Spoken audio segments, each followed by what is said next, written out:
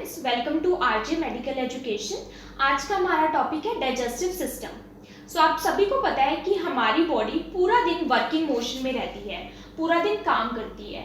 सो उस काम के लिए हमारी बॉडी को एनर्जी की ज़रूरत होती है। सो वो एनर्जी हमें कहाँ से मिलती है? फूड से।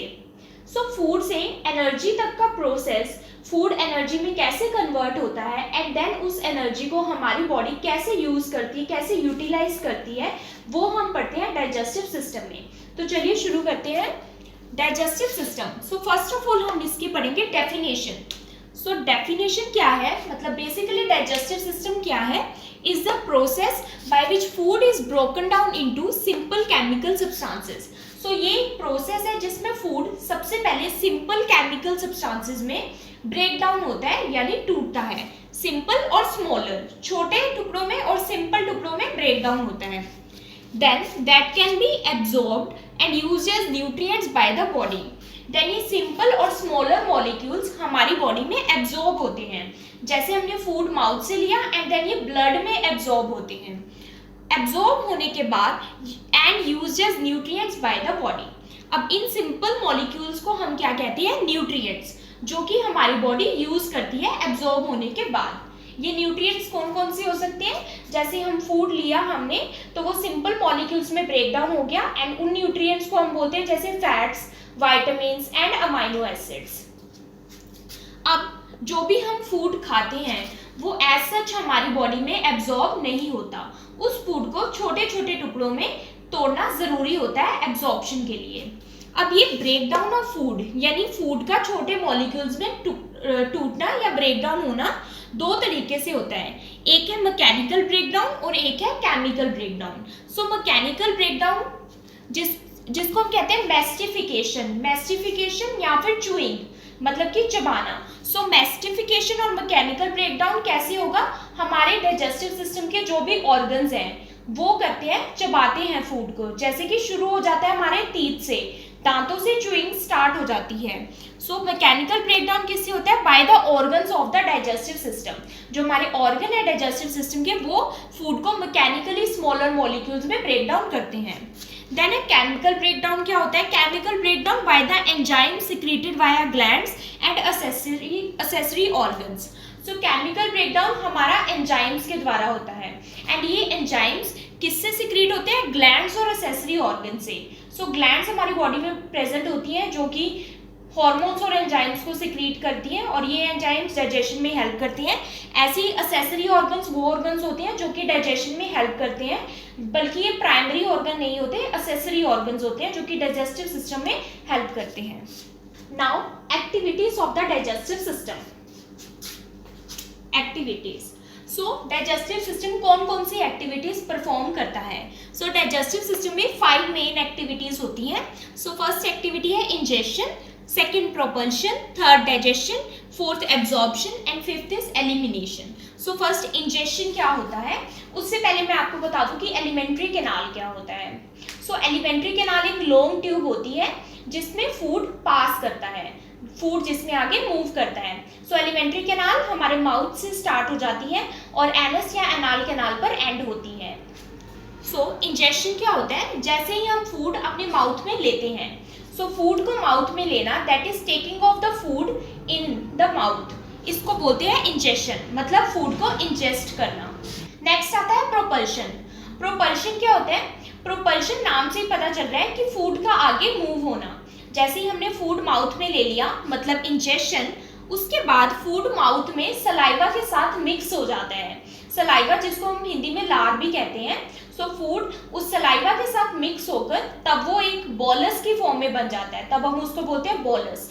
और वह बोलस आगे हमारे इंटेस्टाइन में, हमारे एलिमेंट्री कैनाल या फिर उसको गैस्ट्रोइंटेस्टाइनल ट्रैक्ट भी बोलते हैं, उसमें आगे मूव हो जाता है, उसको बोलते हैं प्रोपल्शन। थर्ड है डाइजेशन। डाइजेशन मैंने पहले भी एक्सप्लेन किया है कि इसमें दो होते हैं, mechanical breakdown and chemical breakdown. Mechanical breakdown जो हमारे ऑर्गन्स परफॉर्म करते हैं, केमिकल ब्रेकडाउन जो एंजाइम्स परफॉर्म करते हैं। देन फोर्थ है एब्जॉर्प्शन।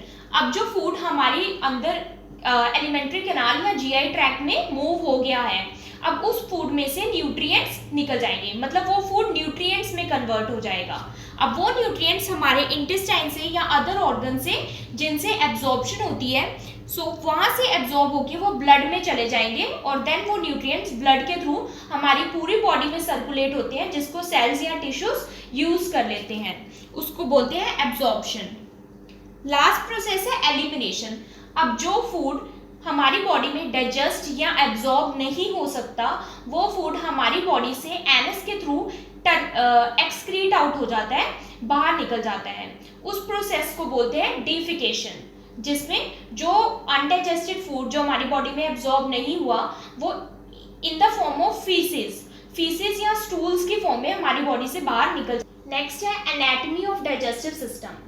अब डाइजेस्टिव सिस्टम की एनाटॉमी क्या है, मतलब उसका स्ट्रक्चर कैसा है, सो इसको हम स्टडी करेंगे, एनाटॉमी ऑफ डाइजेस्टिव सिस्टम। सो ये आप डायग्राम में देख रहे होंगे एक लॉन्ग ट्यूब जो कि माउथ से स्टार्ट हो रही है और एनस यानी एनल कैनाल पे एंड हो रही है। सो इस लॉन्ग ट्यूब को बोलते हैं एलिमेंट्री कैनाल या फिर गैस्ट्रोइंटेस्टाइनल ट्रैक भी बोलते हैं इसको, जीआई ट्रैक। सो जो एनाटॉमी है डाइजेस्टिव सिस्टम की वो जीआई ट्रैक से बनी है।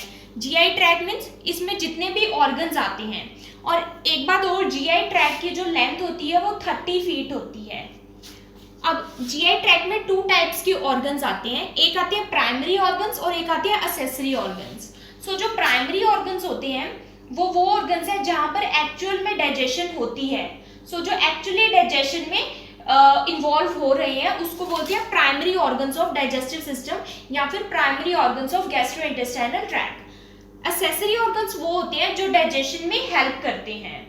सो वो प्राइमरी ऑर्गन्स नहीं होते, डाइजेशन में खुद इन्वॉल्व नहीं होते, लेकिन अपनी कुछ सिक्रीशंस छोड़ते हैं जो कि डाइजेशन में हेल्प करती हैं। सो अभी हम पढ़ेंगे प्राइमरी ऑर्गन कौन कौन से हैं डाइजेस्टिव सिस्टम के।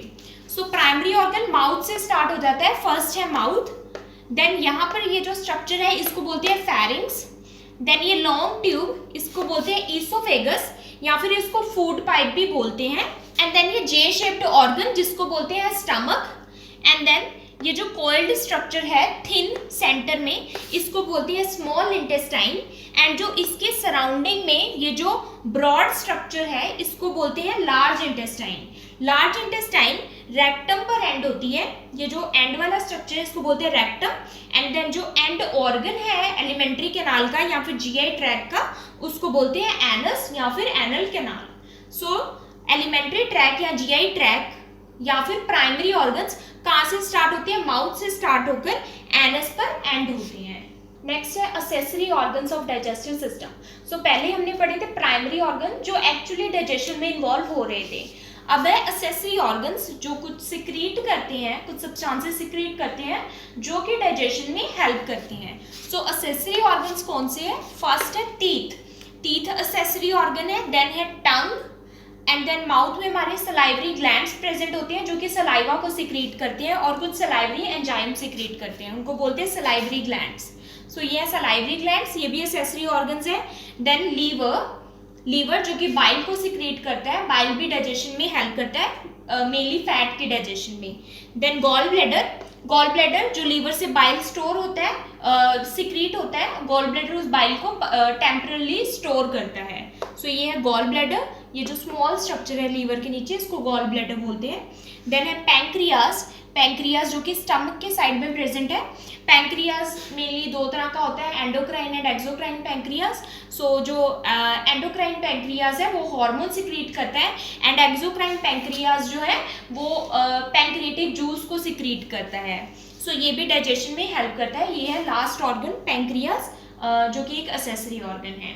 अब डाइजेस्टिव सिस्टम कौन कौन से फंक्शंस परफॉर्म करता है। So functions of digestive system. So first function है इसका इंजेशन मतलब फूड को कंज्यूम करना, फूड को अपने माउथ में लेना। सो फर्स्ट फंक्शन है इंजेशन। सेकेंड है breaking into smaller particles, food को स्मॉलर पार्टिकल्स में या स्मॉलर सब्सटेंसेस में ब्रेक करना, तोड़ना, ताकि वो हमारी बॉडी में एब्जॉर्ब हो सके।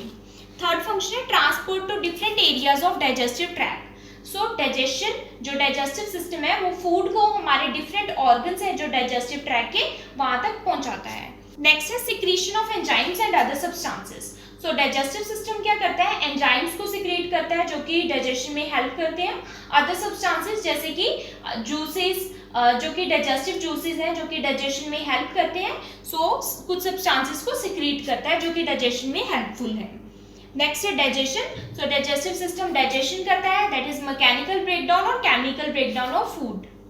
देन है एब्जॉर्प्शन एज न्यूट्रिएंट्स। सो जो फूड हमारी बॉडी में एज न्यूट्रिएंट्स ब्रेकडाउन हो गया है उनको एब्जॉर्ब भी करवाता है ब्लड में। कैसे, कुछ ऑर्गन्स जो है डाइजेस्टिव सिस्टम के, वहां से जो न्यूट्रिएंट्स है वो ब्लड में एब्जॉर्ब होते हैं एंड देन हमारी पूरी बॉडी में सर्कुलेट होता है ताकि सेल्स उसको यूटिलाइज कर लें।